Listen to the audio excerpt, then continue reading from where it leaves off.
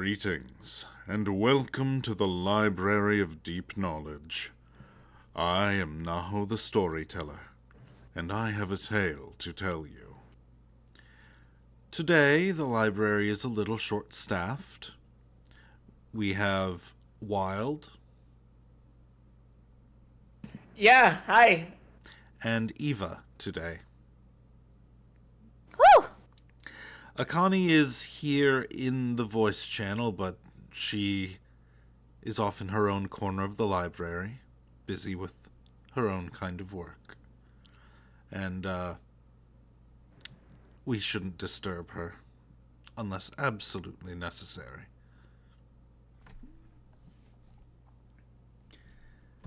Today we will be continuing the tale of Tokyo Necro. When last we left off, Soun was trying to convince Iria to come back, to leave the highway. And Ethica and Tokitaka were defending Tokyo Tower and Konsu from the ever-expanding wave of living dead smart material, protecting her as she attempts to broadcast something to the entirety of the city.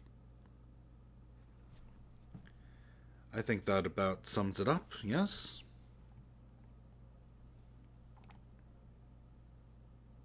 I think so. Probably. I'm excited. Alright, well, without further ado, let's get started, shall we?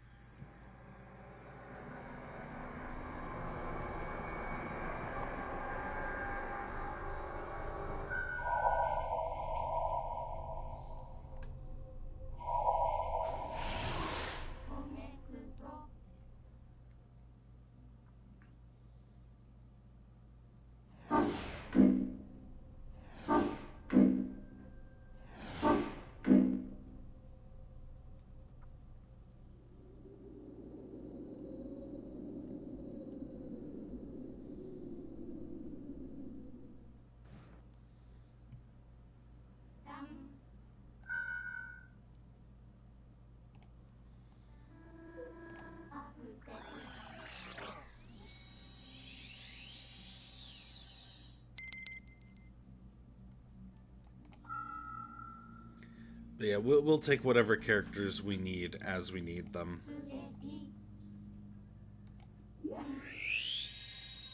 So that Eva doesn't have to voice every single female character.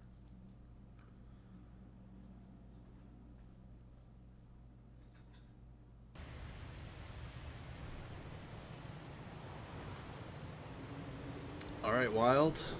It's you. Oh, right. The living dead material has sent 3 warriors to destroy the fuse box. Milgram, Pavlov, and Olga. I can understand what Milgram and Pavlov are doing here. They sunk to the bottom of the ocean with the Tokyo Megafloat, so the living dead material had access to their bodies. But why Olga? I guess she was in the fortress and was consumed by the living dead material too? Well, it doesn't matter. Anyone who tries to get past me is getting their ass pounded. Rabbit Punch is out of commission, but I have other ways of fighting. CQAMA taught me how to use multiple weapons in tandem. It'll be fine. I can do this. I whisper some words of encouragement to myself. Without that encouragement, my consciousness might just fizzle out. Counting on you here, X-Brain. Keep me going for just a little bit longer. Olga is the first to make a move. She sprints across the snow, a karambit knife in hand. Damn, he's no slouch. I take a step back, parrying her knife with my bayonet. Our blades are pinned against each other, but I have two weapons. Doesn't matter if she locks one arm down, I've got the AA-24 to...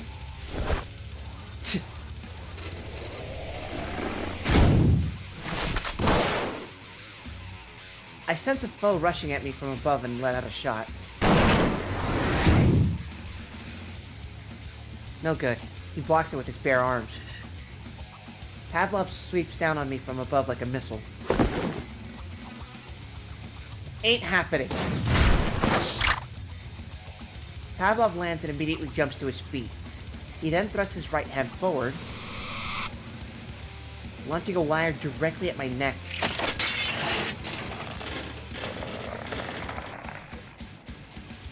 I guard myself with the AA-24, but the wire coils around its barrel.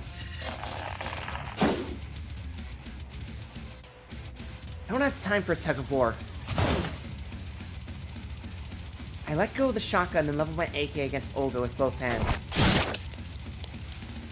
Ka! Well, that's a surprise. A side pistol sticking out of my chest. I've been stabbed through the back. Have my senses grown so dull that I didn't even notice Milgram approaching me? But... I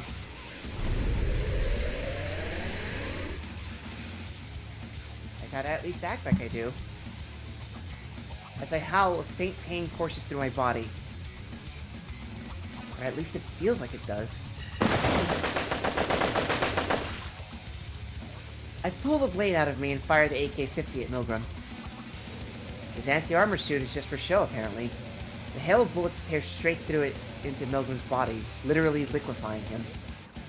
The living dead material slithers off, escaping from the buzzing sound. Anticlimactic, but I have other things to deal with. I spin around and thrust out my bayonet. Going against me at this range?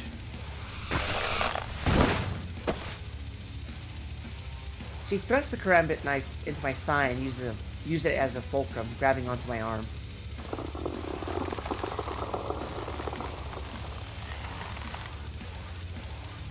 She clings to me like some kind of mollusk, clamping down hard. She's got my arm completely locked down.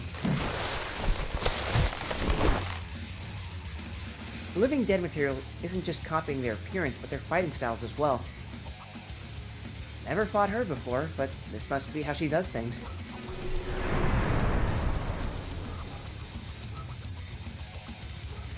I knew she was more than what she seemed since the night we spent together. Both her physical abilities and her technique are first class. For all I know, she could have been one of the suicide wannabes.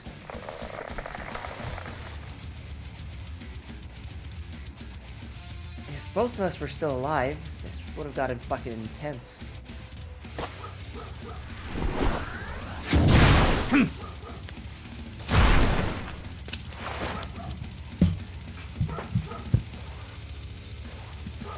I slam Olga, along with my arm, into the icy steel of Tokyo Tower. My hand bears the full brunt of the impact. It's more than a little fucked up, but hey, I'll take it. Could be much worse. I think I'm getting the hang of this whole living dead thing. Which means my senses are deteriorating. I fail to react to the wire launched at me from behind in time.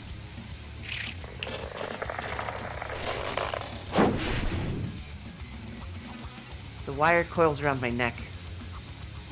I jam my wrists into the wire to reduce the pressure on my neck, but the next moment my body is pulled into the air.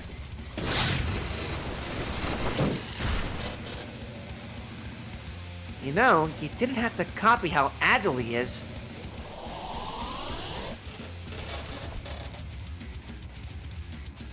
Pavlov wraps the wire around Tokyo Tower, hanging me up in the air like a pulley. The wire digs into the decaying flesh of my neck. The only saving grace in this situation is that unlike a certain carbon nanotube wire, it doesn't heat up.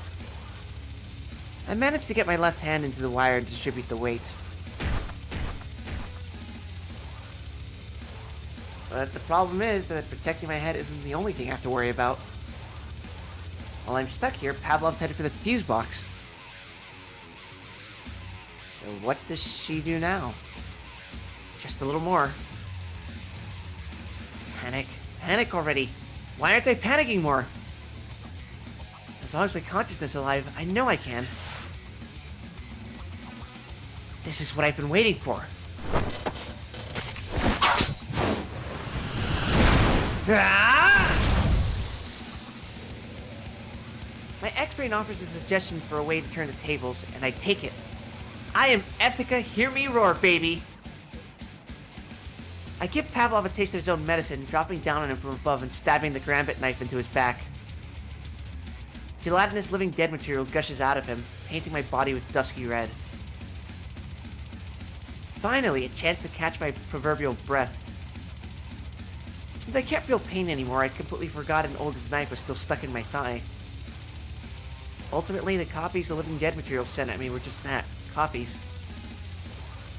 It might be able to imitate their appearance and even make them fight similarly, but they're just not the real thing. If that's all it's got, then I think I should be able to handle it. She says as she's more than a little fucked up from just that.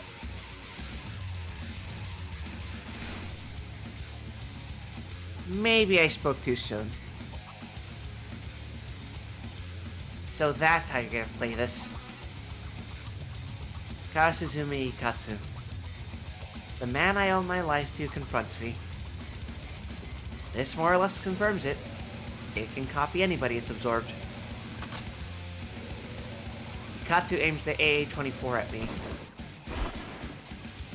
I roll over the frozen earth. A storm of bullets whizzes by and chips away at the ice wall behind me. The weapon, at least, is real this time. Closing the distance is easier said than done. Or not? Still firing the AA-24, Ikatsu charges at me like a heavy tank, completely unconcerned by the prospect of a counterattack. Then I'll have to be true to myself to defeat him. The AA-24 custom is modified for fighting lo-fi living dead that don't wear any armor. I'm both wearing armor and living dead. Spread shots from this distance aren't going to stop me. I wait until the last moment and jump. Ikatsu reacquires, but he's out of ammo.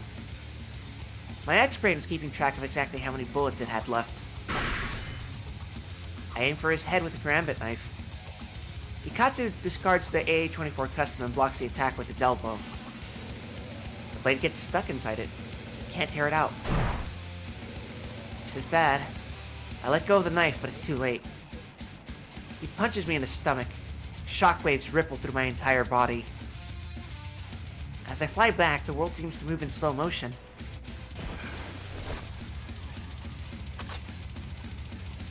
I pick up the AA-24 custom Ikatsu threw away and come at him head-on. Ikatsu is unarmed, but then again, his bare fist might just be stronger than any weapon. An arm like a tree trunk comes rushing towards me. I crouch to avoid the attack, only for a leg like a boulder to swing down at me. I try to block it with my elbows, but can't quite absorb all of the force. I'm set flying like a soccer ball. What is this? My heart may be dead, but my body moves on its own. My body remembers how to fight.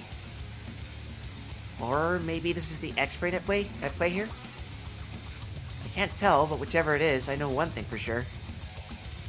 This fake is inferior in just about every way to the Ikatsu I remember.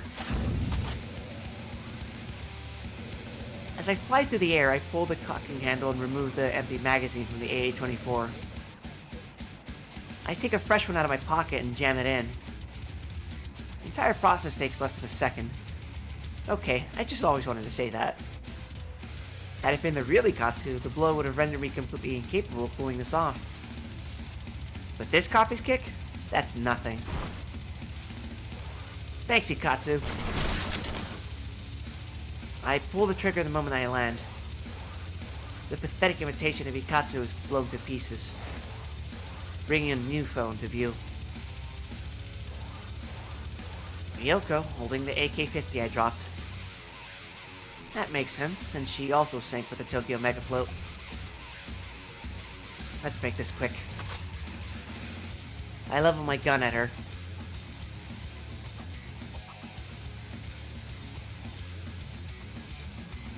Oh, Jesus. Okay. You know what, Akane? I don't think there's going to be very many lines from a fake Ryoko, so... Etika, stop this. The copy calls out with Ryoko's voice. But as I'm about to ignore her and pull the trigger, I can't help but doubt myself. She's a fake, obviously. No reason to show mercy. But is it really okay to just pull the trigger? If I were still alive, I'd be feeling pangs of just something fierce right now, wouldn't I? I hesitate. But Ryoko doesn't, naturally. It's like my torso's been hit by a truck. The hell am I doing? My body moves reflexively to guard itself. Sparks fly as our bayonets clash. The lower half of my body feels a little off, but I can still move just fine. All I have to do is press forward and pull the trigger. No problem, right? After all, this is a fake. I don't feel the slightest bit of hesitation at the idea of blowing it to pieces. As we push against one another, I catch a glimpse of Ryoko's face. It stares at me blankly, bulging with dusky red veins. Her lips move.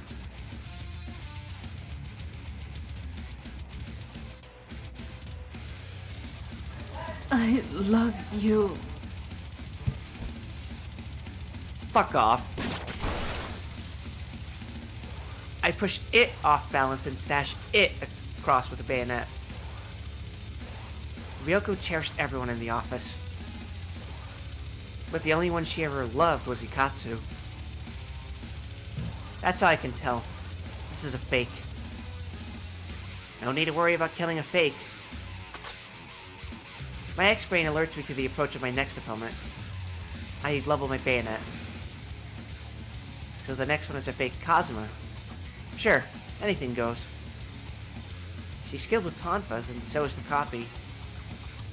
But of course, she's no match for me. Like, I feel a little bad about killing Kazuma, but compared to Ryoko, it's nothing. One thrust is all it takes. If so, bad fucking call. Don't have enough emotions left for that shit to work. I don't even find that sad anymore. Same as how the snow falling from above and the distant city lights don't strike me as beautiful anymore. My X-Brain brings up an alert. I can't react to it on time, though. I hold up the AA-24 a moment too late, only for it to be cut down right down the middle. My right thigh is slashed, and I keel over. I should have realized this as soon as Kazuma appeared. Someone else was absorbed by living dead material along with her. Ijo Mitsumi. She holds her imitation Shoshimaru and Hasso. Staying formal even against a downed opponent, I see. I have a hole in my left foot and my right leg's been severed. My left hand's fingers are broken in pieces and I have a gaping hole in my stomach. I'd be a motionless corpse already if I weren't a living dead. I've been victorious up to now, but literally at the cost of life and limb. Talk about not knowing when to die. But it's over now. The fake Mitsumi swings down her blade. She's nowhere near as strong as the real thing, but she'll be able to crush my head just fine. There's nowhere left to run. No weapon to block the attack with. Is this the end? Don't give me that shit. You just have to hold out a little longer. Don't give up. Gather your fading emotions. Scrape together every last bit of rage you still have in you. It's no good. I don't have any strength left to drum up. I can't even feel frustrated at that fact. Why was I fighting again? A promise with Sue, was it? Man, what a joke. I don't have anything left to keep me going. And I don't even feel bad about that. So I guess this is just the end of the line for me. I'm better off just... My body moves on its own. I stop the sword with my bare hand. My X-ray is none too pleased with my defeatist attitude. It's like it's scolding me, telling me I can't die like this. Okay, buddy, I get it. I know I've put you through hell, so I'll give it one last push. Ugh! Aside from the battle cries, you're not really... It doesn't sound like you're super into it. Like, not as much as Ethica requires. I'm trying, plus also she's literally fucking fading out in more ways than one, so... And you don't even sound like that.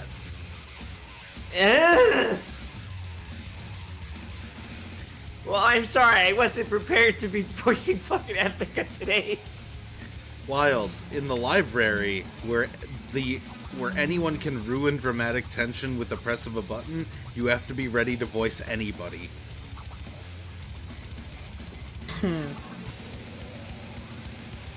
Alright. It's a hard part. You got it. You got this. Sure. No, I understand. Just break out your girliest voice ever. No. This Nah, I think that's too much. Kidding, This I'm is joking, Ethica. I'm It's not joking. Iria. I know, I was just kidding. I thought it would give more a little character.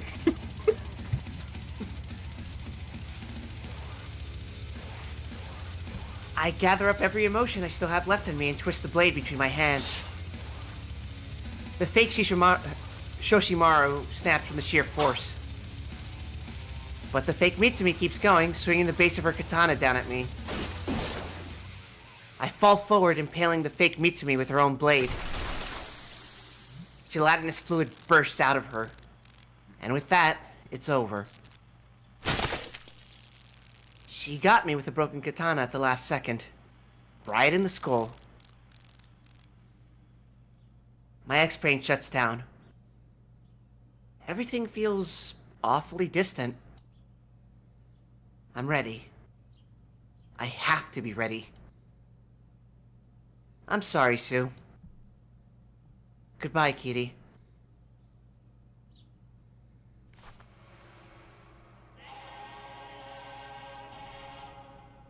Huh? Is this some kind of illusion? I can see Kitty at the edge of my vision. This is a joke, right? Why? Why? Why? I mean, everyone that showed up so far, we're all people swallowed up by that wave. So if there's a living dead material version of Kitty...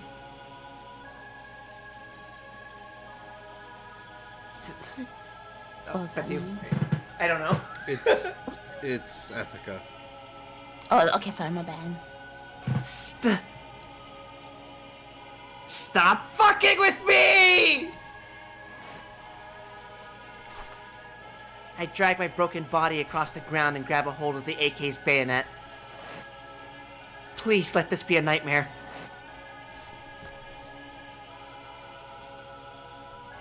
But it's not. The copy of Kitty standing before me is as real as it can be.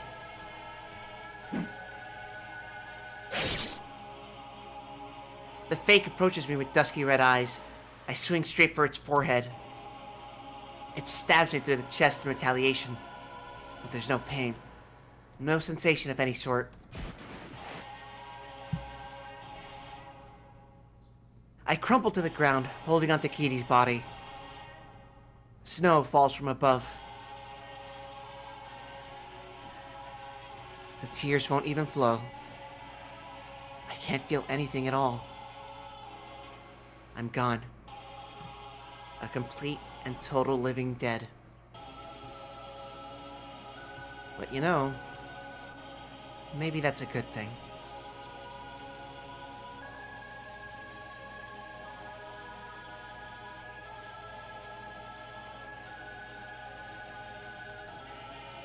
I knew that was gonna happen. It's so messed up.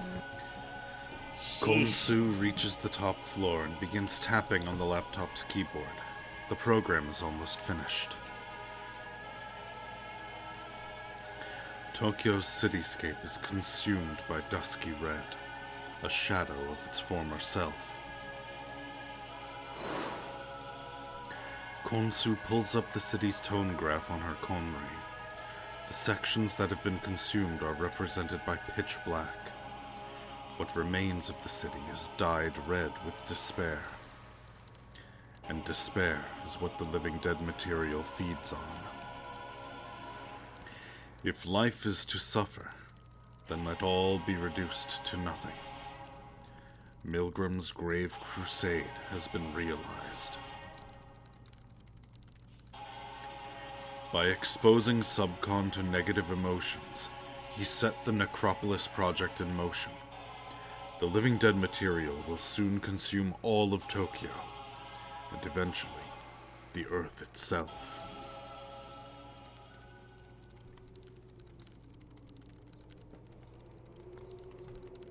The equipment seems to be functional. I'll turn it on. I was going to say that I would be willing to take over for Ayuka if you want. It doesn't matter. Whatever you want.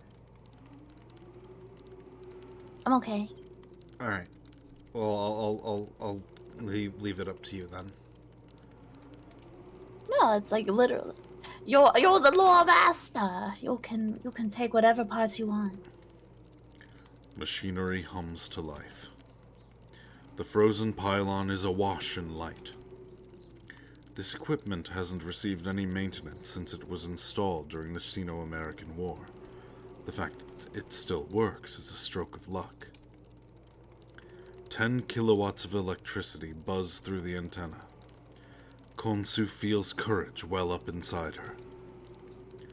Her laptop is directly connected to an antenna on the lower floor via cable.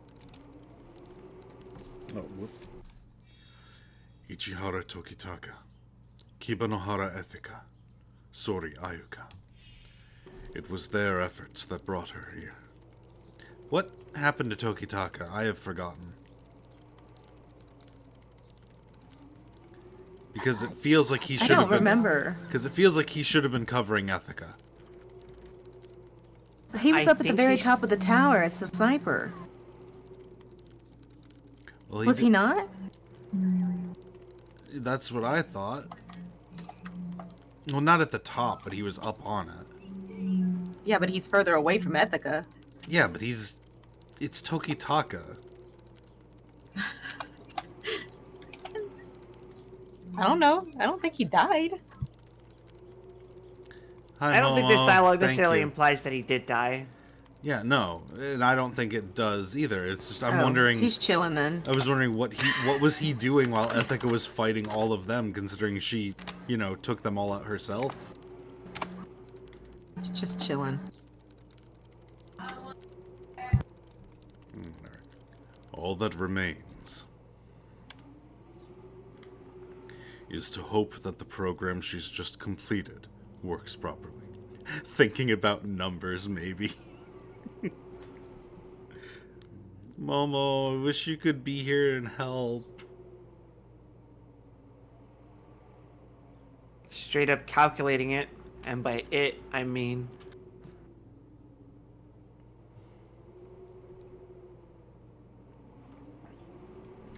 This will decide the city's fate.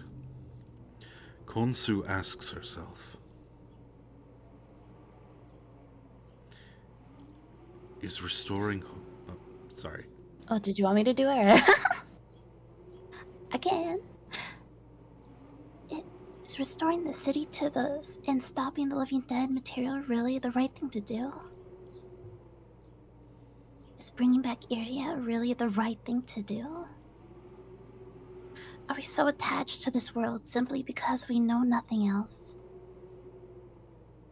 Is human life not simply an accumulation of mistakes? What meaning is there in suffering through life, only to die and return to nothingness? Science has discovered much. One's consciousness is When all is said and done, nothing more than an exchange of electrical signals.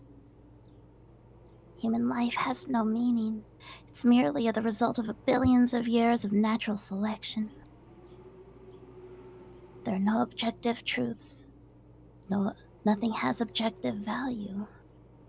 And yet, There's one thing Konsu can say with confidence. One thing she wants to say. And that is that she wants to bring Iria back to this world. But even so, she wants to see her. She needs to apologize to her. Needs to thank her for coming back. Needs to speak to her more, so much more. She needs to tell her that all of the hurt and pain is worth it, as long as she can see her again. And so, Iria, please. Come back.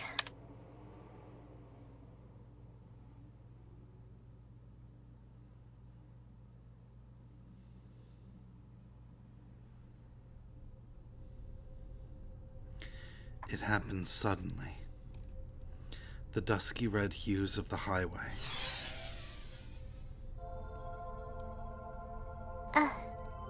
Give way to vivid, prismatic emotion. Huh? Something's different. I can feel it clearly.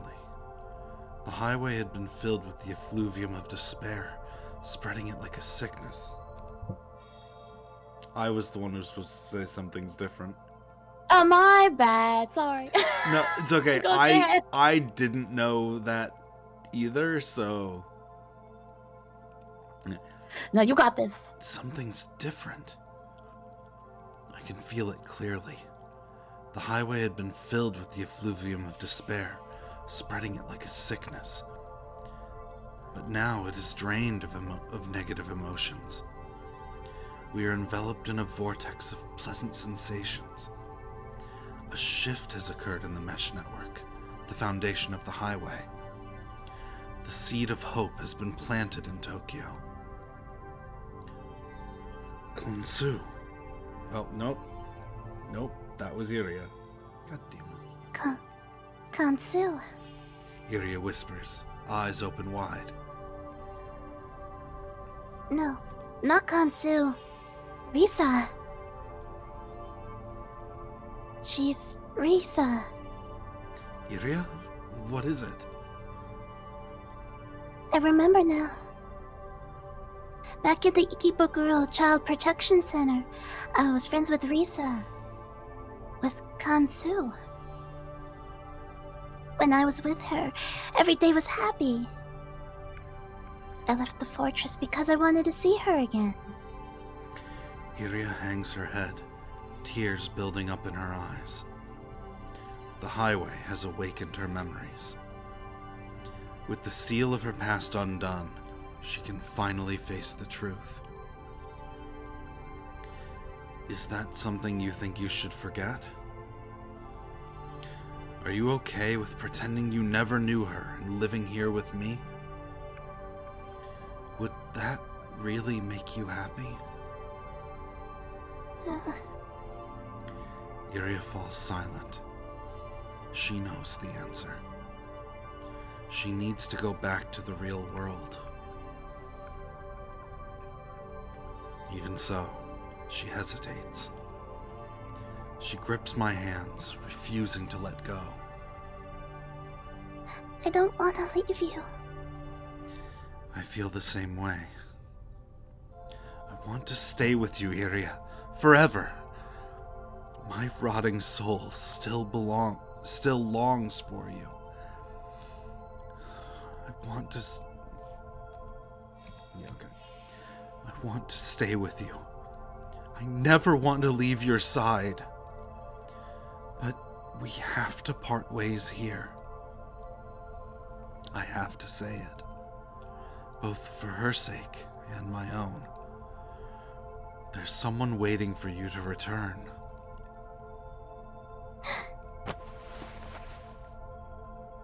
Our hands drift apart. Within the highway, will is power. The distance forming between us is proof that our hearts have acknowledged the truth. So, Both of us knew it all along, that we belong in different worlds now. That we only met again so that we could say goodbye.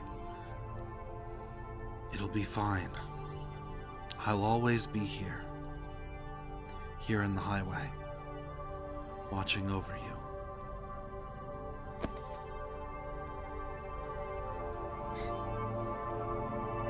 oh, is this me? Okay. Promise me. I promise. Iria waves to me, smiling, even as tears pour from her eyes. It's not as if I have no regrets, but I'm satisfied. You made me happy to be alive. Goodbye, Iria.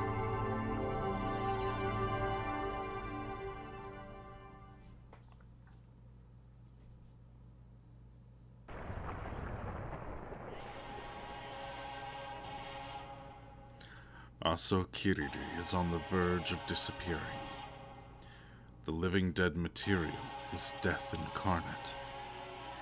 An overwhelming sense of numbness, of nothingness, washes over her body. Even her terror is swallowed up by the black wave. Aso Kiriri begins to melt. Her consciousness itself will soon be assimilated into the dusky red muck. She clings to her strongest emotion, desperately trying to preserve her sense of self. She thinks of the one she loves, of Ethica. She reaches out to her, reaches out to hope. Her body is pulled from the living dead material. Sensation returns. The world comes into view once more. She has returned from the very pits of hell. The wind howls. Steam fills the air. On the other side, she makes out a familiar figure. A familiar figure holding the rope she is clinging to.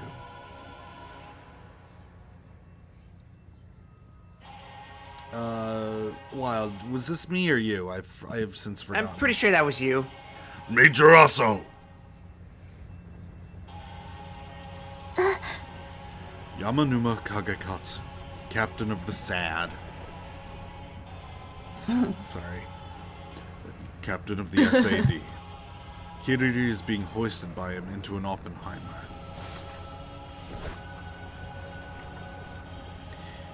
He pulls her into the cabin as the living dead material bites at her heels.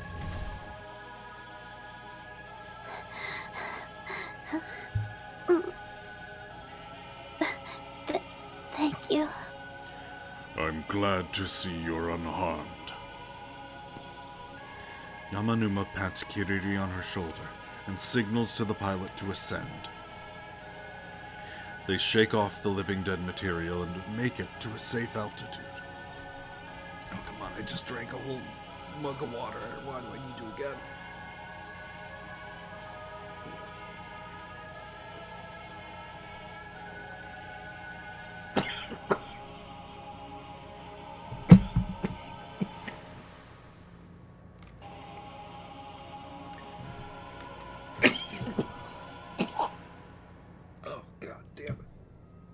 Oh, take gosh. your time. No, don't die. Bro, I can don't die. I can try to imitate you. Having finally caught her breath, Curie fearfully Actually, looks that was over the pretty good. city. Yeah, no, that's seriously not bad. I need to refill my water. Go get your water. We're gonna be fine. It's not going anywhere. It's not running. No, I know. I'll be right back.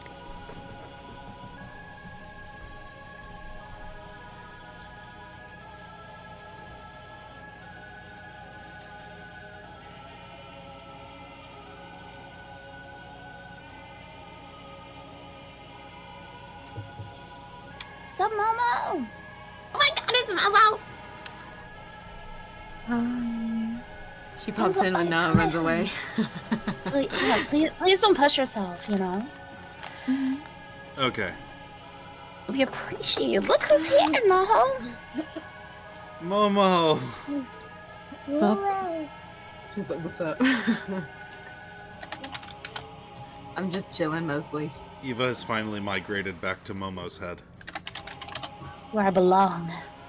I'm Little still rascal. very tired. Oh, you poor thing. Hang in there, Momo. Don't push yourself, okay? Like, it's all good. But we're glad you're here. Having finally caught her breath, Kiriri fearfully looks out over the city.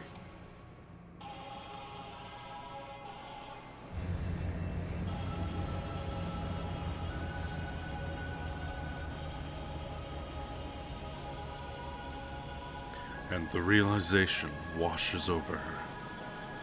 Tokyo is dying. Roads are closed off. Buildings lie in ruins. People are being consumed alive. The city is slowly but surely sinking into inky darkness. All life has already been strangled out of Shibuya. Tokyo Tower stands silently, waiting to be consumed by the encroaching goo. The black wave has already washed over Ginza, and its tip is almost at Tokyo's central geothermal electric power plant. Milgram's dream is about to become a reality. The program you provided has proven a great asset. We've been able to maintain communications, even with the mesh network inactive. He speaks of the all-purpose simple strategy support software Kiriri provided them with during the Tokyo Megafloat disaster. It seems it has proven its worth. We will save as many people as possible. Fleeing is not an option. Count me in. It happened suddenly. Every Konri, papyrus, and monitor in Tokyo begins displaying the same footage. An emergency warning broadcast? The emergency broadcast system in Tokyo makes use of a special signal to forcibly stream video to any compatible device. Most hardware with a display of some sort in the city is capable of receiving this signal to facilitate awareness of natural disasters. The source of the transmission this time is Tokyo Tower. It flickers brightly, the city's last glimmer of hope. Its light fills Kiriri's soul. She has a good idea of who is responsible.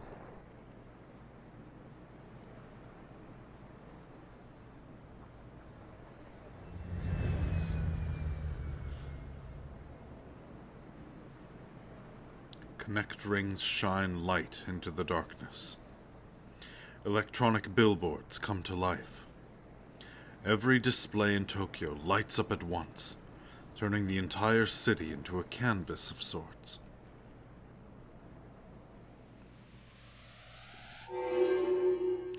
Three-dimensional projection displays throughout the city work in tandem, painting over the despair that has covered Tokyo.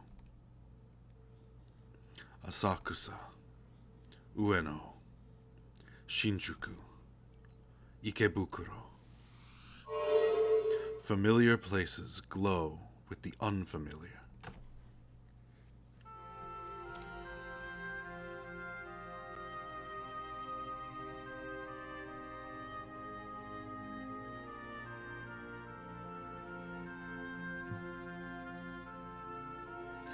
Unknown sounds stream forth from the city's speakers.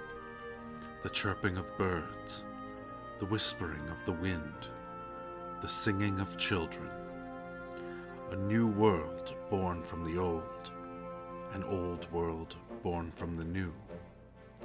Color returns to Tokyo, framed by a blue sky projected on the drifting steam. Here, before Kiriri's eyes, is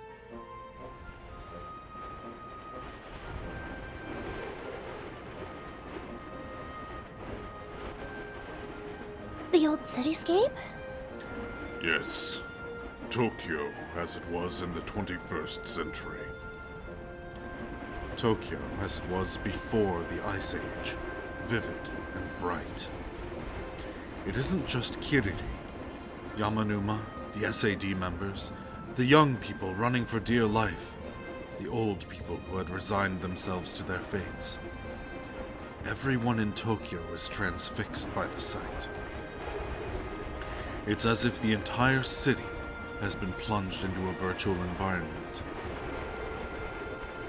This isn't one of Subcon's concerts. Nothing is happening. They are simply being shown what Tokyo looked like 200 years ago. Nothing more and nothing less. And yet, they can't tear their eyes away from it. It sets their hearts at ease, brings smiles to their faces, simply by being.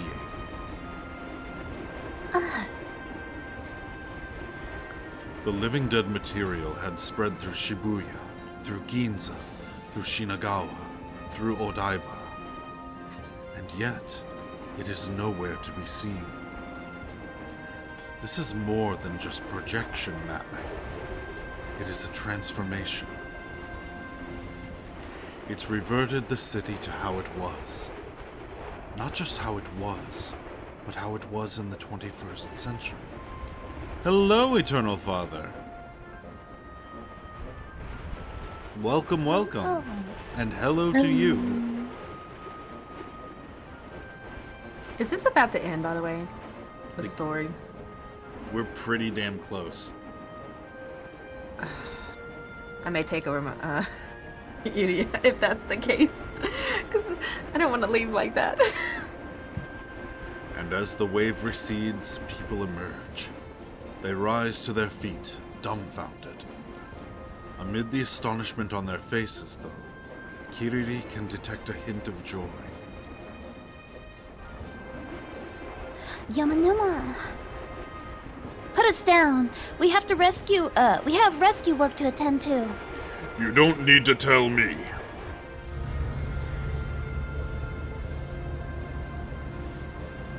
The gunship soars through the sky, toward a Tokyo overflowing with hope.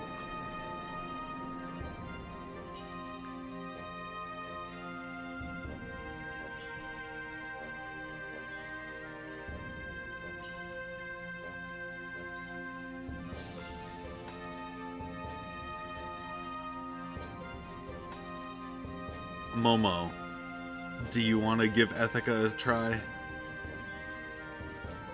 But I can't do her like Crystal, because no energy. But I can You think I can? reach her. Yeah, I liked her when you did it wild. Actually, it was really nice. All right, Wild. But I can Momo try. has spoken. Oh, all right. If you want to try. Oh.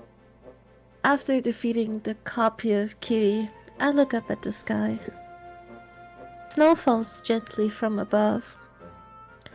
I lie there, waiting for it to bury me, waiting for my consciousness to slip away, waiting to sink into the depths of despair and fade away. Until Tokyo Tower lights up.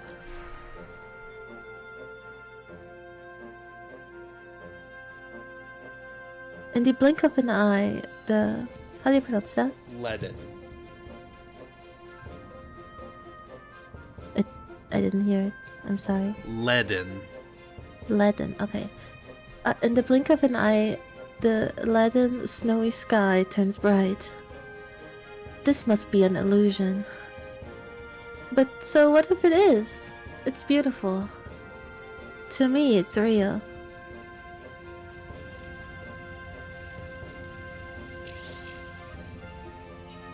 gunship sails through the blue sky.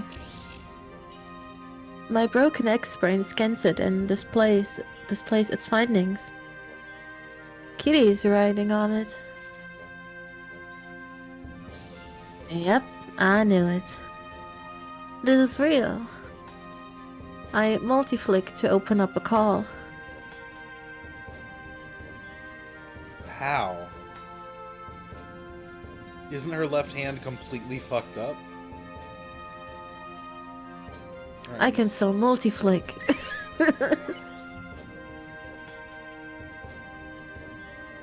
I call with my anti-material wielding comrade up on Tokyo Tower.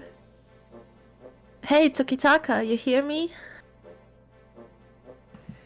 Yeah, I hear you. Thinking about numbers again? Do it. The sun shines brightly in the sky, melting away the icing clinging to Tokyo Tower. Could there be a better way to go out than this, resting my head on the green grass? It's a great day to die. Best day I could have hoped for. Ethica. What is it? Give Soen my regards. You got it. Ikatsu and Ryoko too. Of course. I'll be waiting for you there, man. I have no more regrets. I lived my life and lived it well. To its fullest. This is just what comes next. Call it nature at work. I hold my memories of Kiri close to heart so they won't escape, and close my eyes. Never imagined I would get to die under a blue sky like this. Aw, damn, I sure lived a wonderful life, didn't I?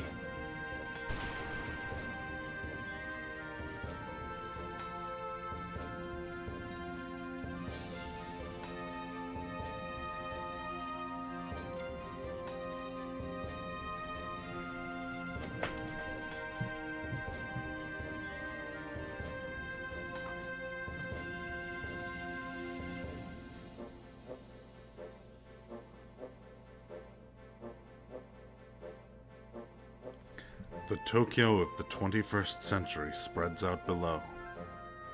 Sitting at the center of the world she created, Konsu takes a deep breath, filling her lungs with hope. Did she really do this? All of it?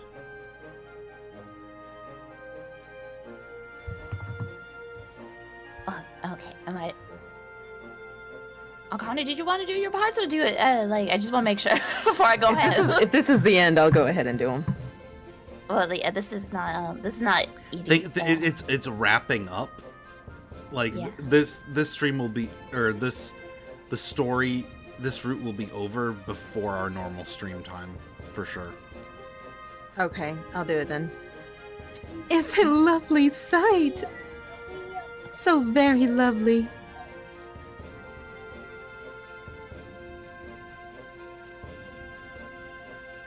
Thank you. Wait, Konsu's Momo. Yeah. That was me. Do it, Mama. I said thank you, so I was Yeah. confused. Oh, it sounded Oh. it sounded like it was Eva who said it. Actually, I got thrown off that way too. I'm sorry, Mama. I'm sorry. I didn't say anything. Okay, Punished for the out of crime it of not still. even talking. I'm so I sorry. must also be tired.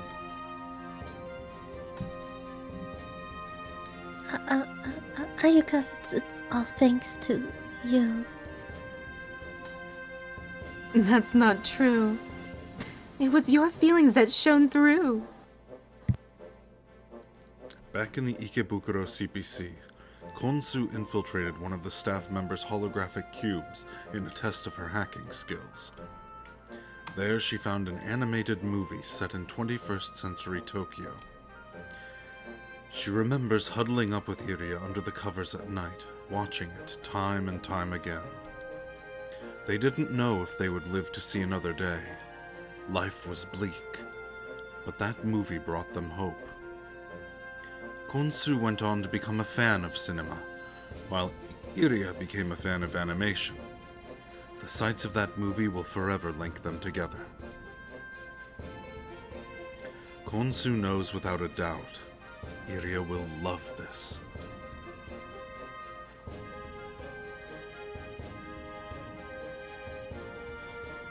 Just look! This proves it!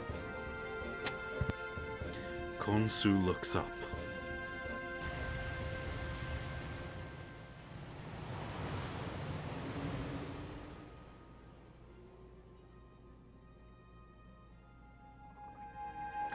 Substance concept is there, floating in the sky.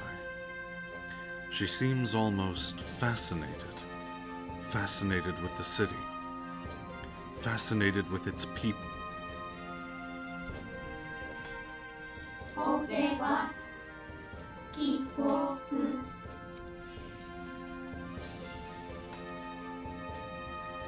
Yes.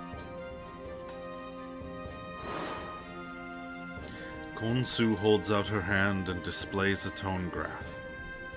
A dazzling array of colors dance beneath the clear sky. It has regained its rainbow hue. It's not all joy, but it's not all sorrow either. We cry, we laugh, we get mad and become happy.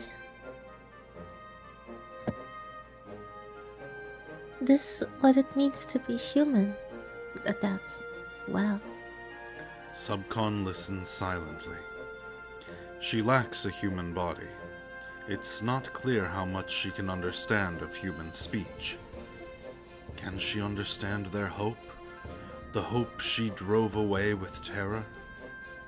She answers.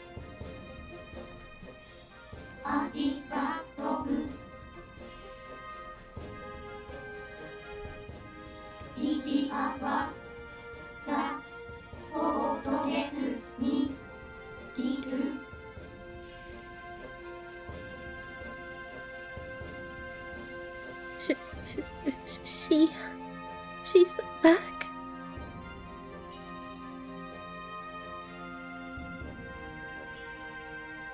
Subcon answers with a nod and fades away. She's achieved her greatest desire. This is the future she wished for. And yet, Konsu remains frozen in place. Iria's back.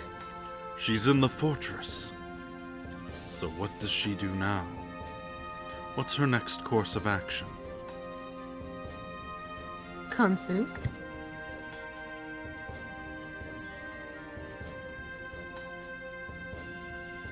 Go see her.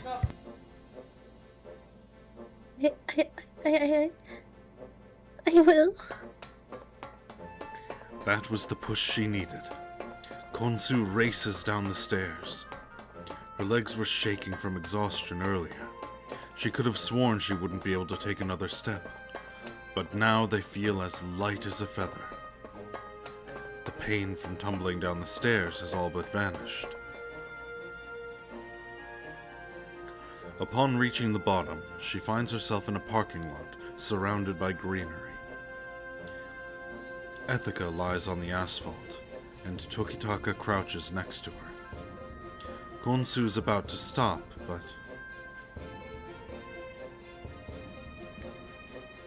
Go on. I heard everything. This is my job to do. Edie is waiting for you. Konsu nods and breaks into a run. She doesn't look back.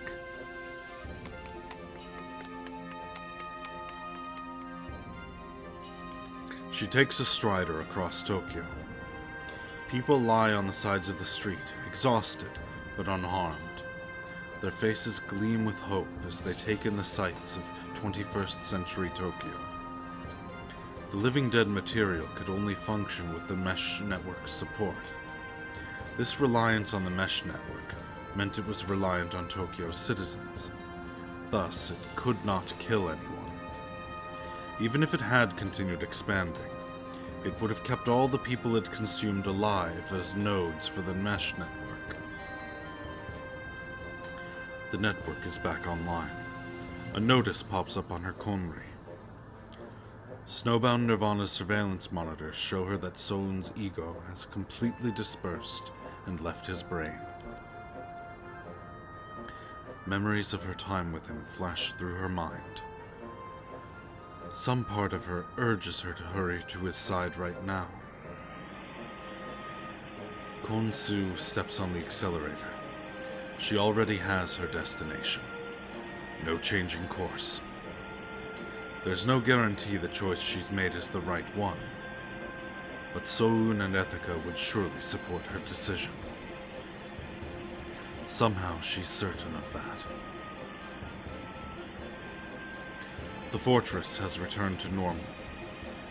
There isn't so much of a hint that it was ravaged by the living dead material. No need to alter its appearance. It was fashioned after 21st century amusement parks to begin with, after all. As she approaches its front, the white smart material automatically parts as if to greet her. Feeling too impatient to await a guide, Konsu breaks into a run across the plaza. She's already memorized this place's structure. She knows exactly where she's headed. Her legs won't fail her, but her heart may still. Should she really be here? Does she really have the right to see her again? She's made so many mistakes, caused so many deaths. Can she overcome all that?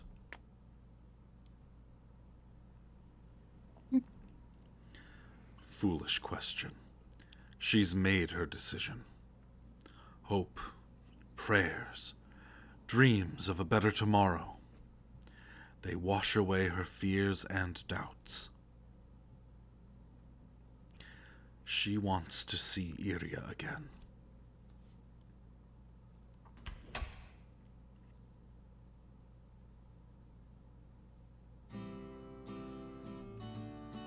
It's her.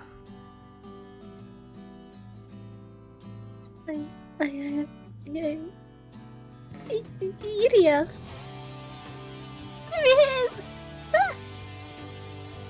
Risa! She hasn't been called by that name in many years. The name she discarded. Only one person in the world knows it. Yes, this is the girl she once knew. The girl she shared her suffering with. Risa! Risa! I'm so sorry. I always wanted to find you. Don't be. Let me too. I'm sorry. I didn't say anything. I'm sorry. Neither of them can form words properly, but they don't need to. They hold each other in a warm embrace, savoring the sensation of their past. Konsu has so much she wanted to say. So does Iria. For now, though, this will have to do.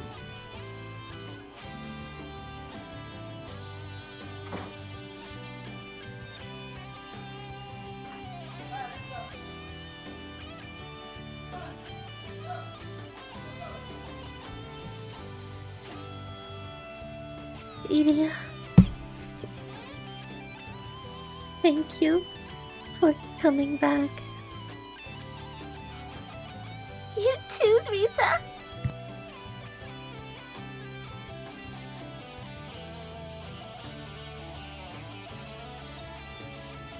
Thank you for calling. Tears pour forth. So much has happened. Too much. But these tears are proof that they've overcome it all, fought through to the other side, that there is meaning to their lives. And so, through their tears, Konsu and Iria smile, broadly, powerfully, enough to match the tears, for the sake of the future. Outside the window, fireworks shoot into the sky. These aren't part of Konsu's program.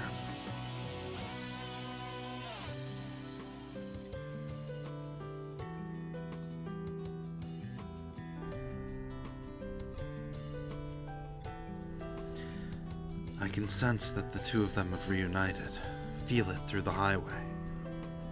I'm happy for you, Iria. I promised her I would watch over her. For as long as the mesh network exists, I will watch over Iria from within the highway. The colors of the highway are ever shifting. They represent the emotions of its citizens. The living dead material vanished as rapidly as it did because Subcon realized this. She decided there was value to this city, where hope can be born even amid despair. I call out into the highway. Sorrow, hatred, joy, and passion. All of them put together is what makes us human.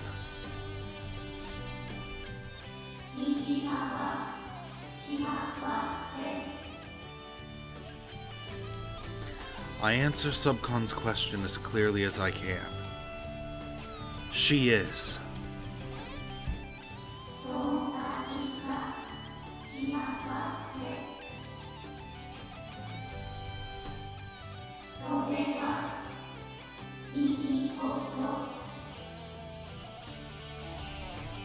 Her words are pure, earnest, heartwarming. In Subcon's eyes, Iria is a friend, just like Konsu is a friend to Iria, and friends wish for each other's happiness. The highway speeds up. I can no longer return to the real world. My body is what makes me, me. Without something to separate me from the rest of the world, my consciousness will disperse, spreading out into infinity. Right now, I'm inside the Tokyo Mesh Network. Nothing separates Subcon's consciousness from mine. Nor do I have the sort of presence on the network that she does. I won't be myself for much longer. Sound, smell, and touch, all of them tell me that.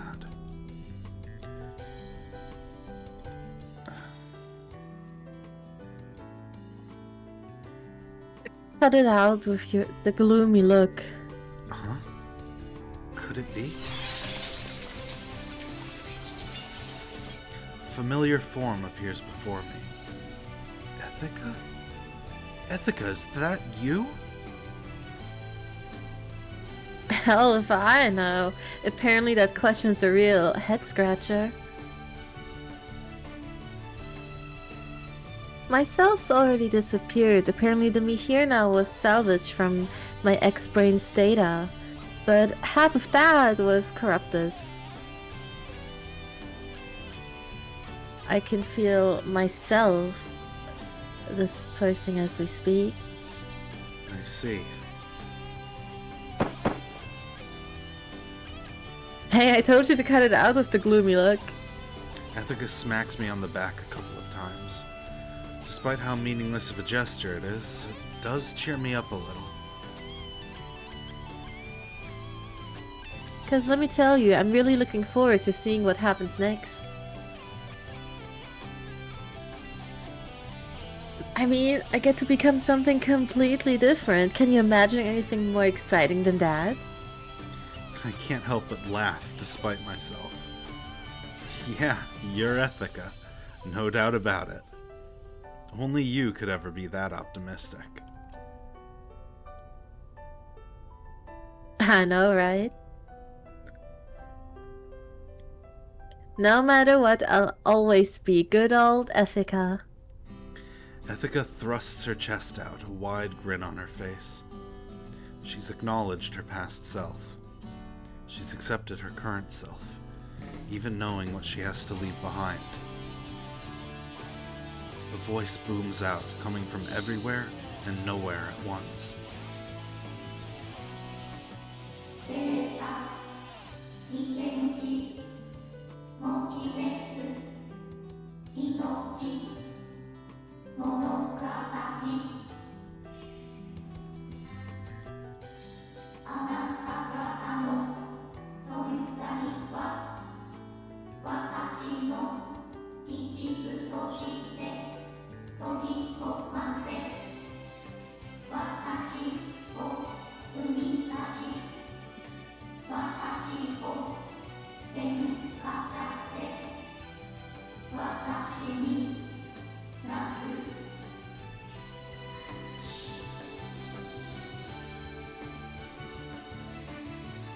The highway accelerates, sweeping us away to a distant world. Oddly enough, I feel no fear. I know that it will take me where I need to go. Let's go, partner.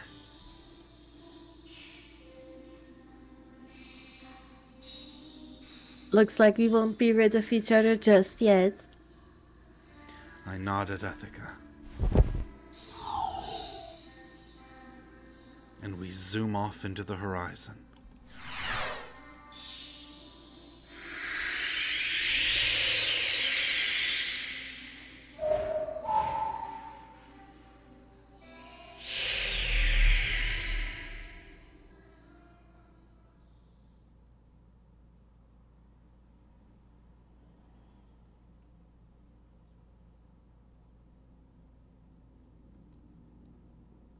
News lady. That's Eva. I think that... Yeah, it was me. It has been a week since the incident. An unknown variant of smart material set upon Tokyo very nearly destroyed the city we hold in so near and dear. What was it? The people deserve to know. Seeking the truth, we infiltrated the military police. A week already. Tokitaka listens to the news as he cleans out Soun's now unoccupied room. That said, he didn't have many personal belongings. He wasn't the type to own a lot of clothes, and his only pastime was training. A few pieces of exercise equipment, that's about it. His X-Brain was remodeled and is now kept at Snowbound Nirvana as a sample to be studied. If there's anything of note, it's his re-eliminators. Symbols of the Close Quarters Armed Martial Arts Training Unit. Tokitaka grips the guns in his hands and holds them up. He starts going through the motions of a combat form. There's plenty of space in the empty room. Ikatsu taught him this form. His body still remembers the motions perfectly. Tears well up in his eyes as he reminisces on the past. He took up the anti-material rifle because he was fed up with his lack of talent in CQAMA, casting aside everything he had learned up to that point. With support from his X-Brain suggestions, he sought to kill Ikatsu. Now he's finally accomplished that goal. And so he doesn't need his anti-material rifle anymore. This is the gun that killed his companions, his family. Let it rot. Yes, this is how it has to be. With Soun dead and Ethica re-killed, he is the only one left who can succeed Karasuzumi Ikatsu's close quarters armed martial arts. The re-eliminators are weighty, designed to be able to crush a skull with sheer inertia. They feel even heavier in his hands now.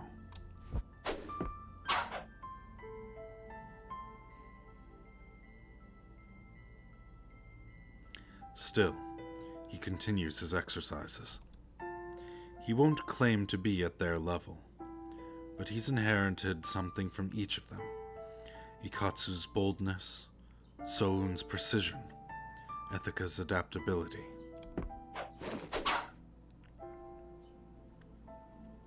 Tokitaka moves about the room, re-killing an army of imagined living dead.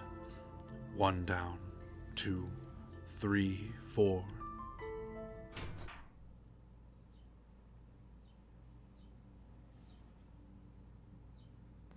Tokitaka, dinner's ready! The door swings open. Tokitaka hurriedly turns his back to it. Everything alright? Yeah, everything's fine. The food looks really good. So come down. Yeah, I'm coming. Tokitaka wipes his cheeks clean and takes a deep breath. As he rummages through the room, looking for a pair of holsters, something suddenly catches his eye. Sitting beneath the table, unopened still, is a familiar box.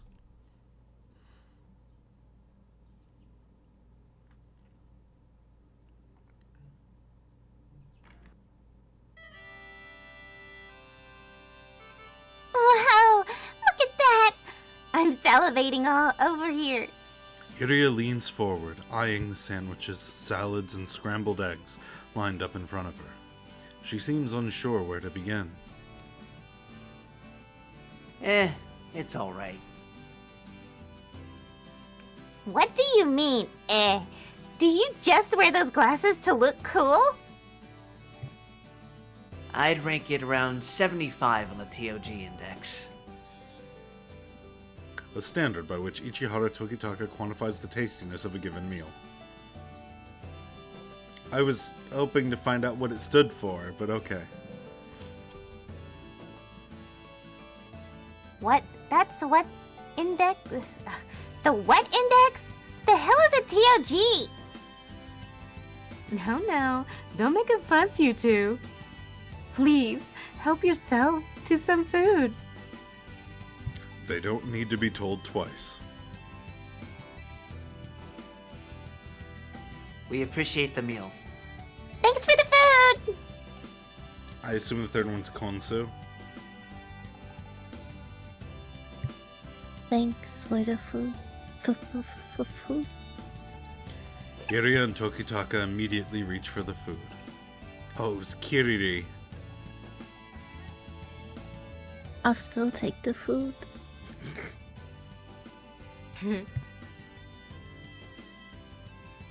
Oh wow, it even has the Oh, so that was me. Okay. So all of you on the count of 3. 1, 2, 3. We Thanks for the appreciate meal. the meal. Wow, that was perfectly timed.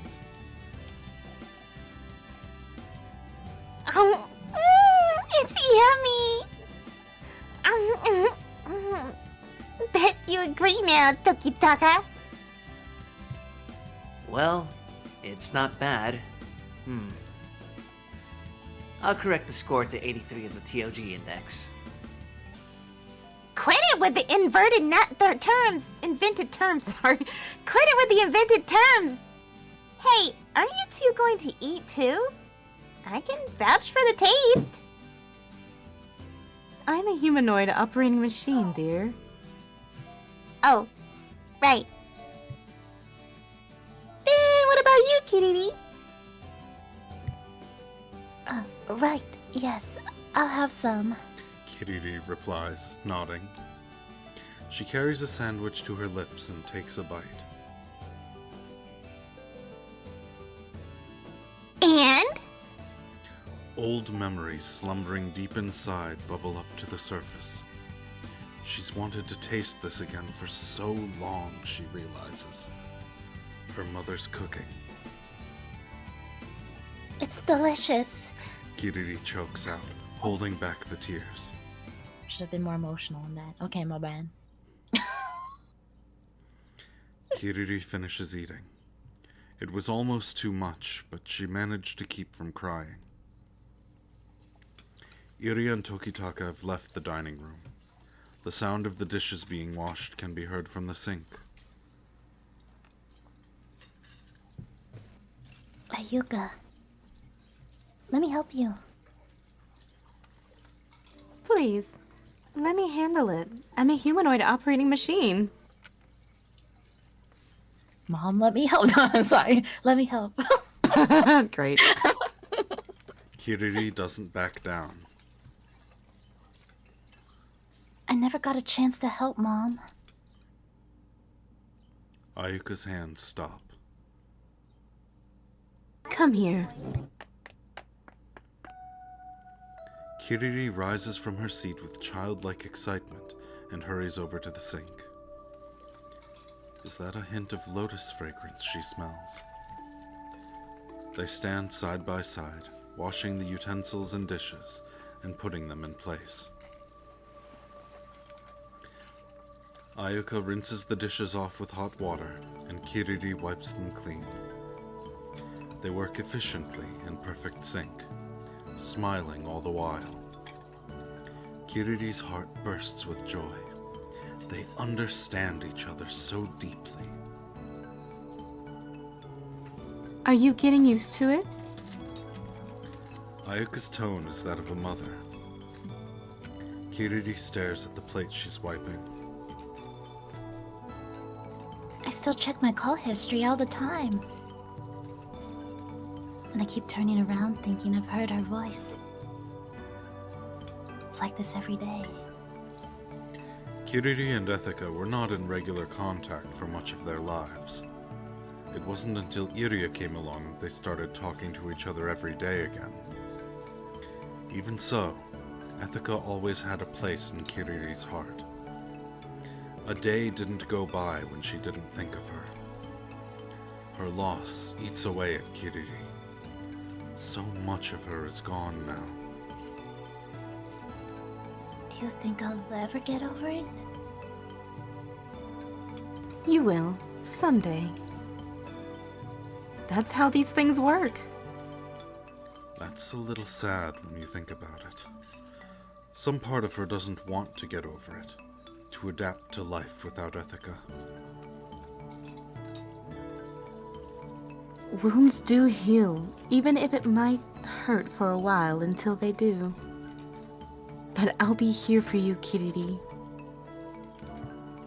Mom? The word slips from her lips. Ayuka merely smiles. You shouldn't call me that. Just this once, alright? Of course. Kiriri replies meekly, a blush on her cheeks. Closing the faucet, Ayuka begins putting away the dishes and utensils. Now then, let's get things put up and head to Ethica's room. If we don't hurry, Mitsumi might arrive before we finish. The moment Ayuka says this, the doorbell rings. So, Moonlight the Hobkin, this is with the 15 plus patch, which is based on a Japanese version of the game that does not have the H scenes in it, but does have everything else. It has all the content that won't get me banned from Twitch. Because you guys deserve better than what the default Steam version gives.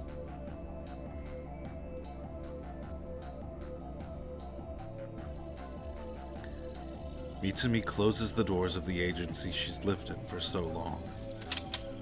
It's nothing more than an abandoned building now.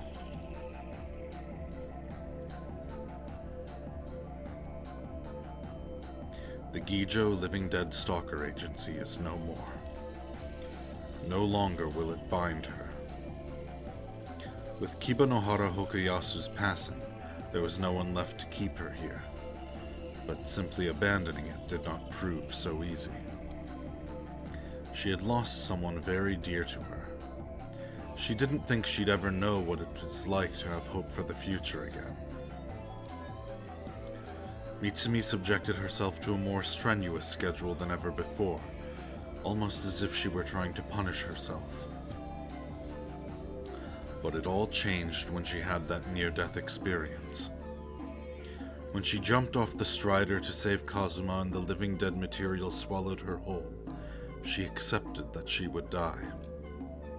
A chilling numbness enveloped her. All meaning vanished from the world. It felt as if her very existence was being blotted out. She clearly remembers the way she felt when she woke up. A clear sky, the sun shining bright above, birds flying past. She knows that it was nothing more than a virtual environment, a hologram projected by the expressway's signal light.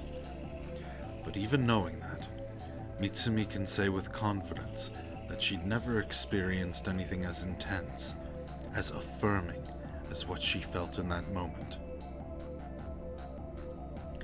It made her want to live, to shake off the shackles of the past, to make her way through this beautiful world. And so she bids farewell to the place she's lived in for so long. Of course, no one knows Mitsumi better than herself. She would never make it in the service industry, and she doesn't have the connections to work as a craftswoman. She only has her physical strength to rely on. Her only option is to make a living as a living dead stalker. Since Milgram's death, the number of active necromancers has rapidly decreased. Necromancer-related crimes have become scarce. She had to team up with Kazuma to put food on the table. But she can't rely on the military police forever. The solution, then? Merge the Gijo Living Dead Stalker Agency with the Karasuzumi Living Dead Stalker Agency. They are short on staff, after all.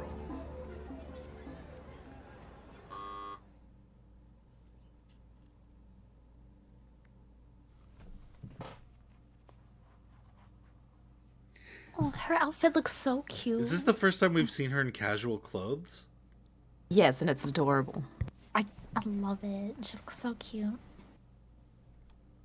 Well, let me go drink some water really quick. Yeah, me too.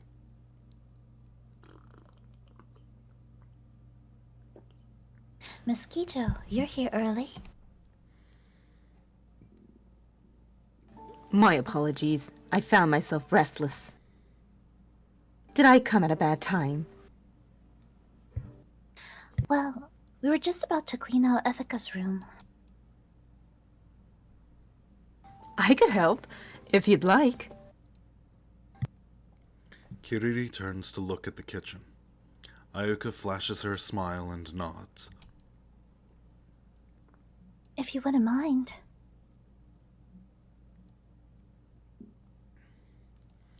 Mitsumi will occupy Ethica's old room starting from tomorrow. An unmanned trunk is set to deliver Mitsumi's belongings later. They need to clean out the room before it arrives. Ugh!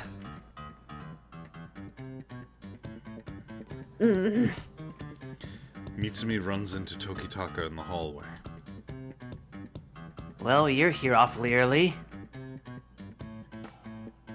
Don't know how to read a clock, I'm guessing. I was simply a bit restless, knowing I'd soon come face to face with you. And have the perfect opportunity to test my blade. Tit for tat, as it were.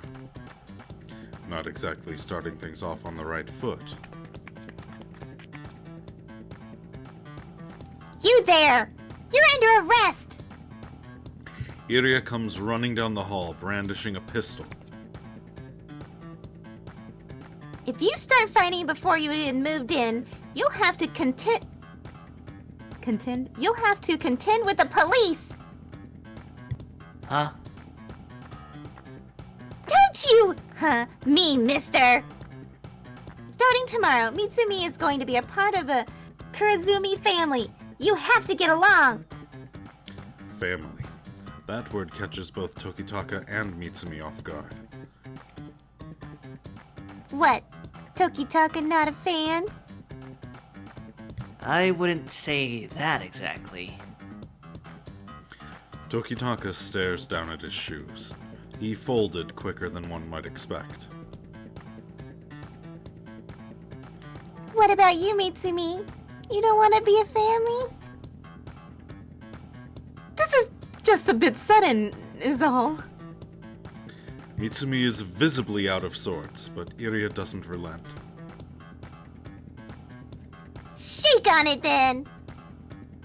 Huh? What? The two of them stare at Iria, jaws agape. She grabs their hands and forces them into a handshake. There, you made it. You made up. All good now. I love these losers so much.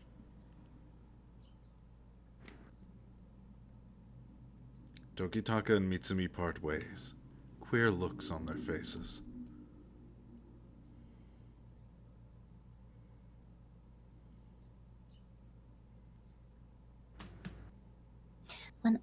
Sorry. When I heard you were going to move in here, I was worried about how you two would get along. But it looks like you'll be fine with Iria around to patch things up.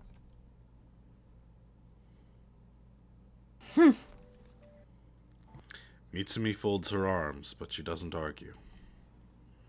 It was Iria's idea to have Mitsumi move in with the Karasuzumi Living Dead Stalker Agency to begin with. Just speaking with her seems to put her at ease. She definitely possesses a certain charm. Thinking back on it, Soun started to change after meeting her too. Well, better get started. Mitsumi, you're keeping the fish, right?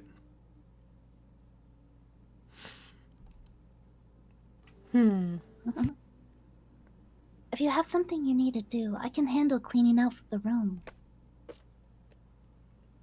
No, I'll help. Mitsumi replies, examining Ethica's weapon collection.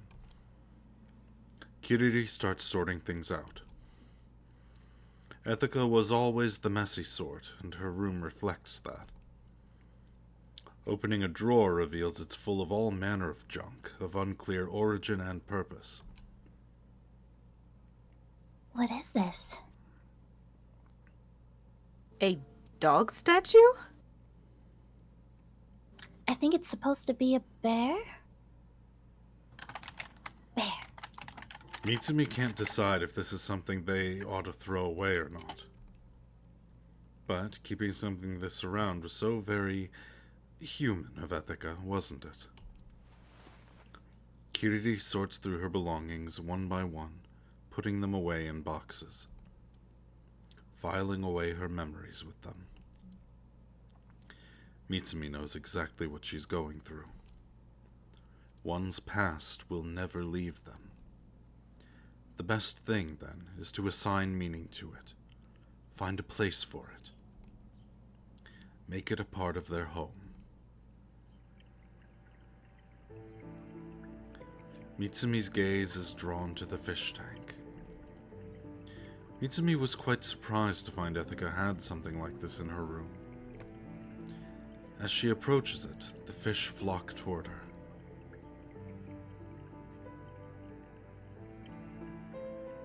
They must be expecting us to feed them. Automatically? Ethica spoiled them rotten. This might be a problem. I don't usually come home every day. Could you leave them here? I'll look after them. Mitsumi's gonna take care of the fish! Yeah! Love her. Mitsumi realizes that these fish are a memento of Ethica's. That is, assuming you don't mind. she quickly adds. Are you sure you want to? I've been thinking that I might need something for emotional support myself. Kiriri nods.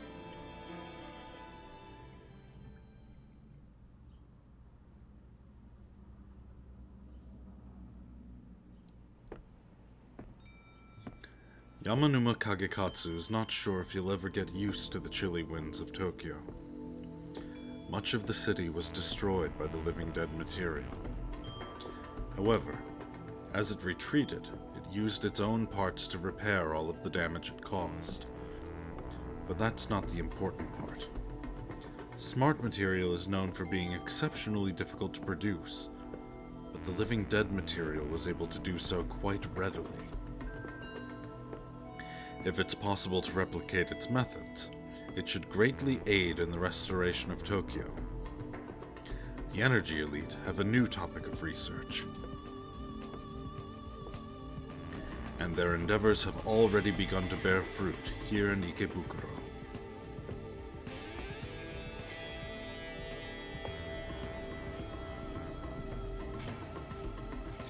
What say you, Yamanuma? Yamanama. Yamanama. Namana. Most impressive, milady. Sophia stands in front of a massive building, confident smile etched along her face. Yamanuma's eyes dart back and forth, scanning the area for any reprobate. Alright, I gotta do this whole sentence again. Yamanuma's eyes dart back and forth, scanning the area for any reprobates that might do his lady harm. I picked up some we're all just kind of doing it. I picked up some inspiration from the presentation last week. 21st century architecture does have its own appeal. But truly, that was quite the impressive virtual environment. I must take my hat off to Kansu. Agreed. We owe her a great deal. We must repay that debt.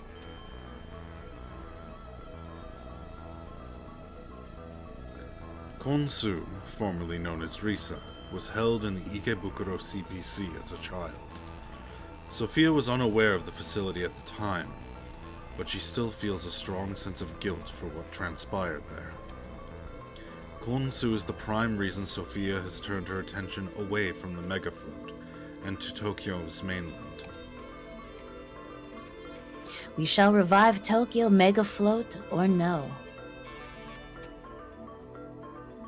I trust I have your support. Yes, milady. But I must thank you as well. It was you who restored peace and order. You have done well, Yamanuma. I'm grateful for all that you've done. Grateful? This strip was developed to house the Ikebukuro Child Protection Center's facilities. After it was shut down, however, the Malacca gang took it over. For years it served as their home turf. The duty of routing them had fallen to Yamanuma, yes, but he was simply doing his job. Is that really worth thanking him for? I said, I'm grateful. I am honored by your gratitude. Coming to Tokyo has changed Sophia. Changed her for the better, Yamanuma believes. She smiles so much more often now.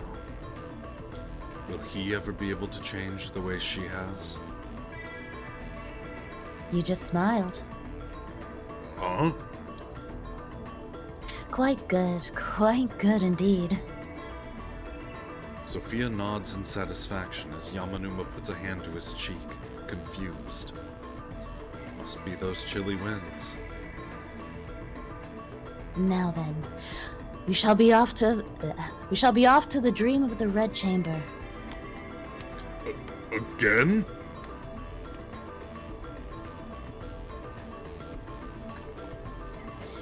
I shall emerge victorious in the day's round of desert snow.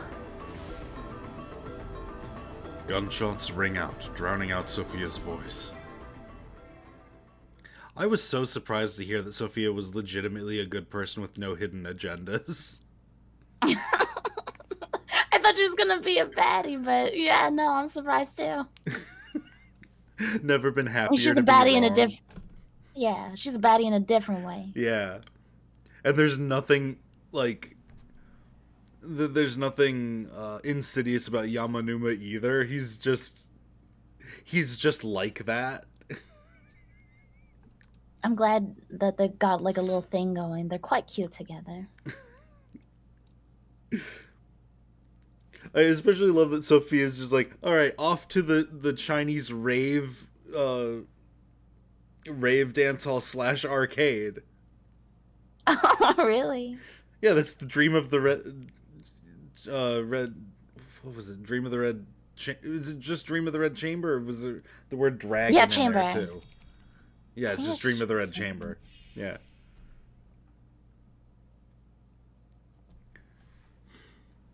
Not being able to see one's own body is a curious sensation. It's like floating in midair.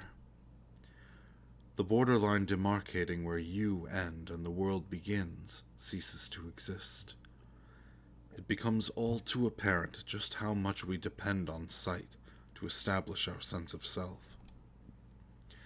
If this is what it's like when only one of your senses is thrown out of whack, it's no wonder that... Oh no. If this is what it's Curse like... VP. If this is what it's like when only one of your senses is thrown out of whack, it's no wonder that driving the highway is such a risky affair.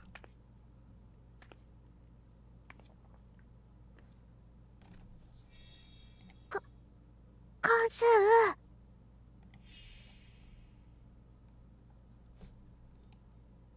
Would that be me? I think it might be Child Iria, yeah. Wait, no, hang on.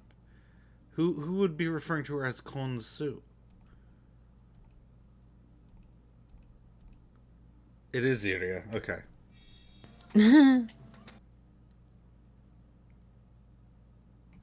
Konsu?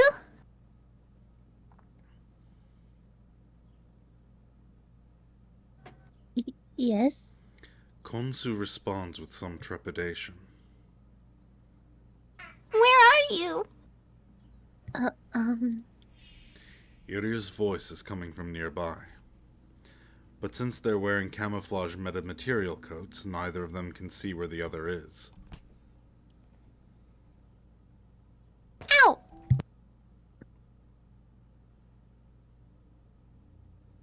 The moment Konsu stops, they bump into each other. The two of them crouch, cradling their heads. Hacking into a facility and disabling its sensors is no sweat. But hacking into a human brain is a different matter. There's simply too many people monitoring the building. Without any other options, they were forced to ask Kazuma to let them borrow these coats. Torn between her adherence to the military police's regulations and her debt to the person who saved her life, Kazuma was hesitant at first, but ended up lending them to them.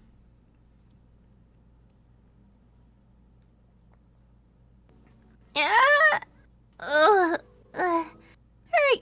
you alright? Yeah, one way or another. I think I got a bump, though. Sorry. Something presses against Konsu's arm. Can we hold hands?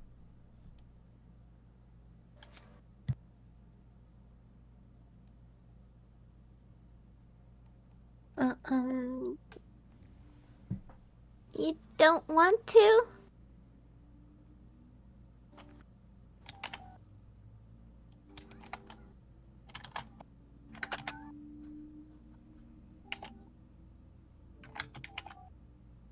I do.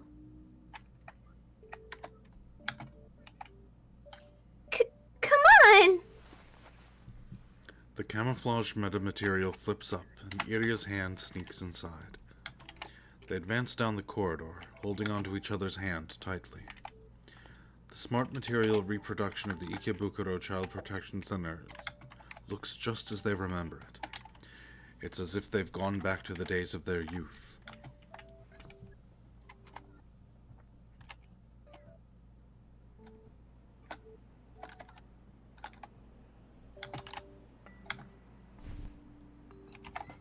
Phew! Upon reaching their destination, Iria reveals herself, seemingly appearing out of thin air. Huh? Aren't you going to take that off?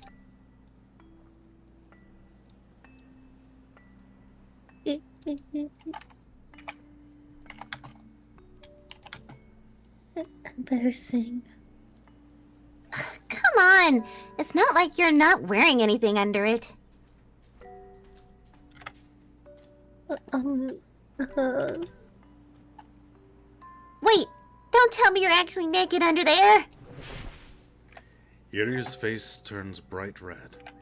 Konsu begins to slip off her camouflage material coat. Wait! Don't! Stop!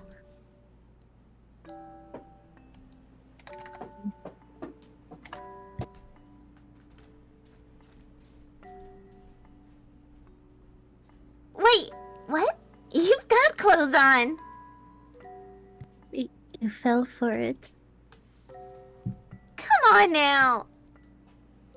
You get off on teasing people like that!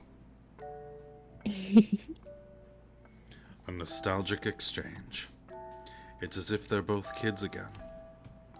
Both this view and the way they're acting. This is where it all started. Iria whispers. Konsu nods. When they were still little, they would look down on the city from here, not quite understanding what it was. They couldn't imagine Tokyo had places that weren't this building, places where people led normal lives. Still, something deep inside drove them here, drove them to yearn for the world outside.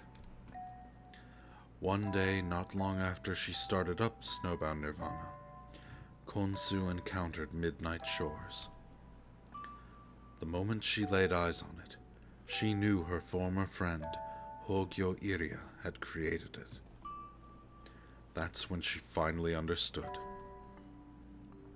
This rooftop had taken them places, shown them there was more to the world, taught them hope. The real place sank. A shame. You really think so? Iria cocks her head. Because I think our special spot is right here. This rooftop's the real place to me.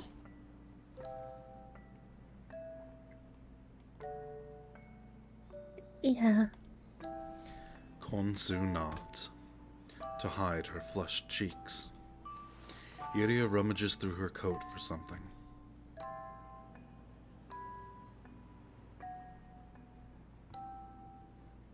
Is that...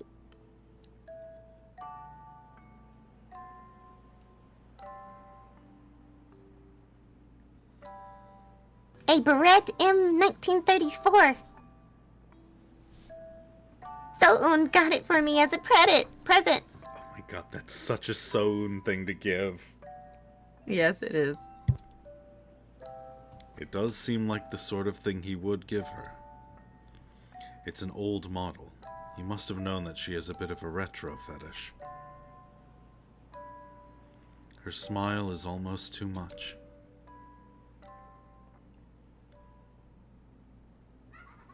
Let's start with a ready, go. Sounds good?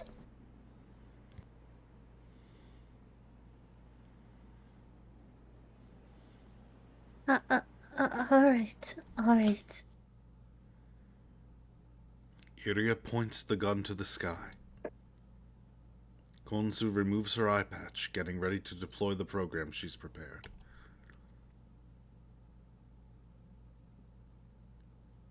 Two of you together. 1, 2, 3. Her mic's muted. Oh. I thought.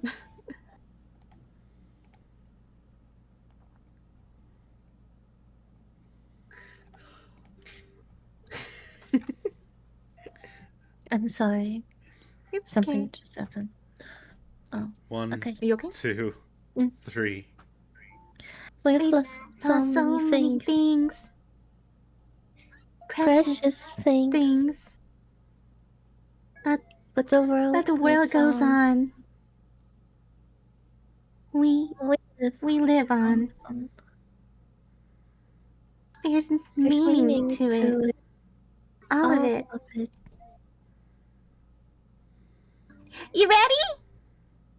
Yeah, The proof the proof is is right here. there. Ready? Go! A salute for all they've lost.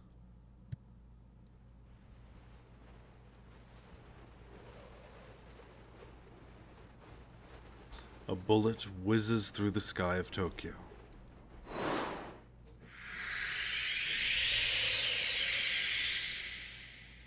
Piercing the clouds and filling the world with blue. Once more, the clock is wound back to the 21st century.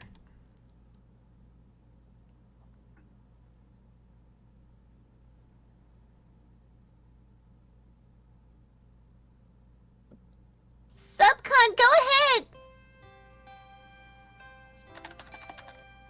A voice rings out, resonating in the clear sky.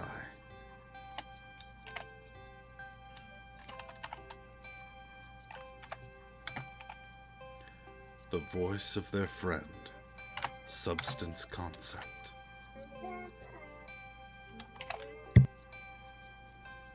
Her song transforms the Tokyo of 2199 to the Tokyo of the 21st century.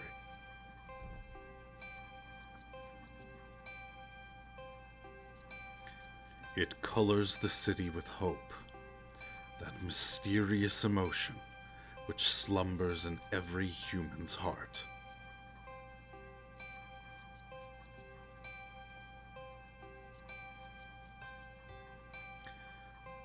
Come, let us all sing.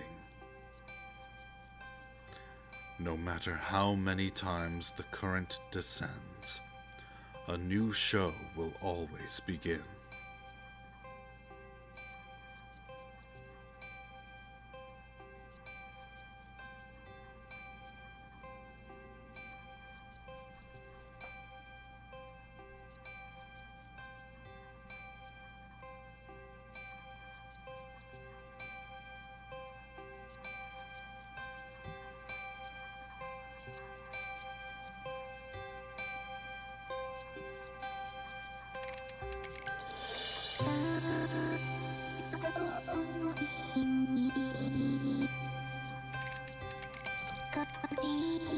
We did it, everyone. We saved the city. Gosh, we've done it. We finished one, at least this part.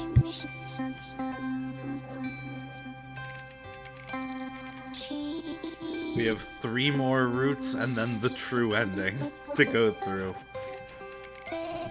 And you know what? Now you guys all have all the information I have. So everything else we see is going to be new to me as well. What a great route to start with, though, yeah? At least it ends me happy. Except the 2 main leads die. But their consciousness is in the highway. I was gonna say, is this gonna be like my playthrough of Eye of the Somnium Files, where I accidentally stumble into the happiest of the normal endings first, and then every other ending's gonna be like horrific? Who knows, honestly. No one talks about Tokyo Necro, so I couldn't get spoiled on it if I tried.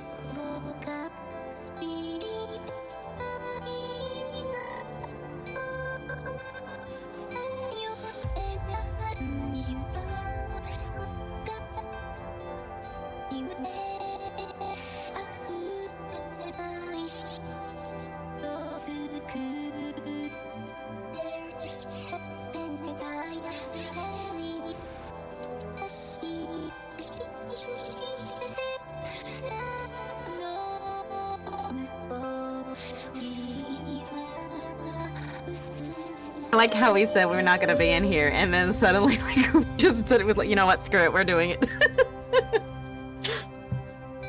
But like, we're busy today. Never mind. And the only person that didn't get to show up is Crystal because her job is forcing her away. Yeah. I'm still in my little corner, just yelling out the parts.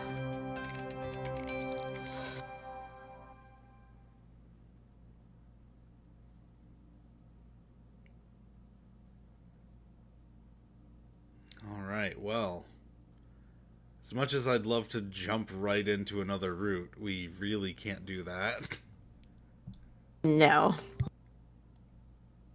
I promised Akani that she would just voice for the end here because it wouldn't take up the whole stream.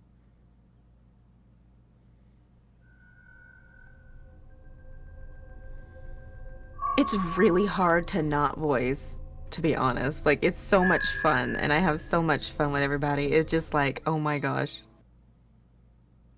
I'm supposed to be doing my responsibilities, but I can't help it. So that changes the title screen, by the way. Or the main menu, at least. So now it actually plays the ending credits theme. Oh, cool.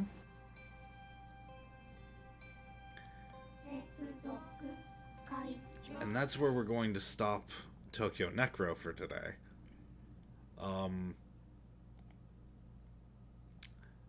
For those who are able to, should we switch to orange juice? I can't stay. But I do gotta. I want to play eventually some more orange juice because it's been a while. Oh. Oh, so okay, so you can't stay until for the last hour of the stream? No. Well, since it's like ending a little early, that gives me a little bit more time to do Okay, yeah, that's fine. some prep work. And I I will guess. probably rest. All right, I guess we'll stop the stream early today then. So everyone who needs to get to things can get back to the things they have to get to.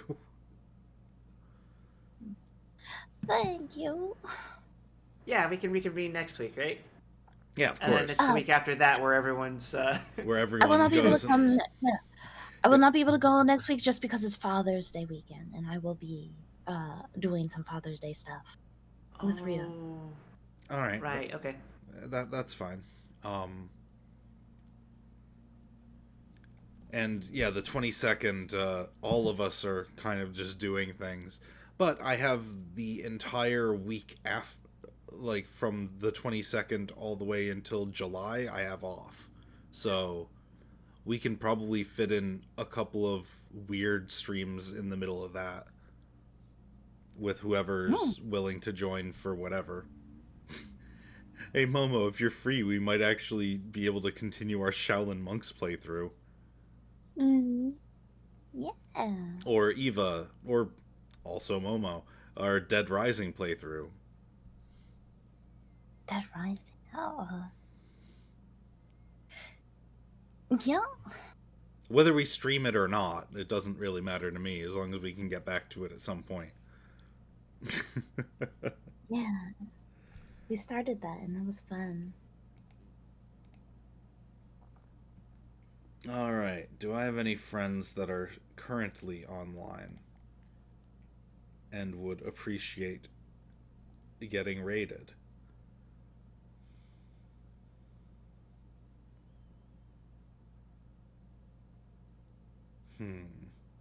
I have a few. Let's go say hello to Grandpa Katsu, who's currently playing Palia. Moonlight, we are so once we finish Tokyo Necro, we're going to finish Utawara Remono is the plan. Because we played through Prelude to the Fallen and Mask of Deception, and we still have yet to do Mask of Truth. That's why we have the art here for the old library crew as the characters we voiced for Prelude. Sadly, Monkey Bro and Kura aren't able to join us like they were.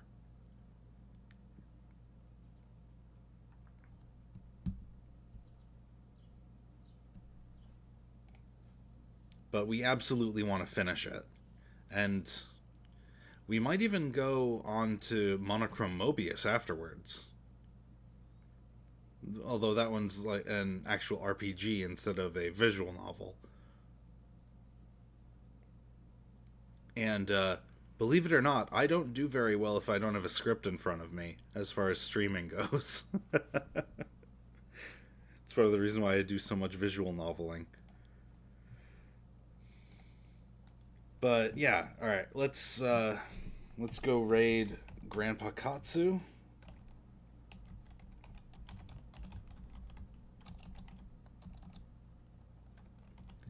And until next time, everybody, may your stories grow ever more interesting. Get your library raids ready. And farewell. Bye bye. Later, Bye folks. bye, Pyeon Pyeon.